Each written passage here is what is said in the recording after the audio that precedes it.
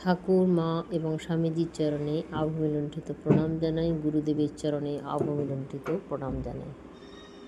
প্রেম রজ্জুর স্বরূপ। প্রেম হলে ভক্তের কাছে ঈশ্বর বাধা পড়েন, আর পালাতে পারেন না। ঠাকুর বলছেন বদ্ধ জীবেরা ঈশ্বর চিন্তা করে না। যদি অবসর হয় তাহলে আবোল তাবোল আলতো ফালতো গল্প করে, নয় মিছে কাজ করে। বিশ্বাস হয়ে গেলেই হলো। বিশ্বাসের চেয়ে আর জিনিস নাই। যত লোক দেখি ধর্ম ধর্ম করে, এ ওর সঙ্গে ঝগড়া করছে, ও ওর সঙ্গে ঝগড়া করছে। হিন্দু, মুসলমান, ব্রহ্মজ্ঞানী, শাক্ত, বৈষ্ণব, শৈব সব পরস্পর ঝগড়া। এ বুদ্ধি নাই যে যাকে কৃষ্ণ বলছ তাকেই শিব,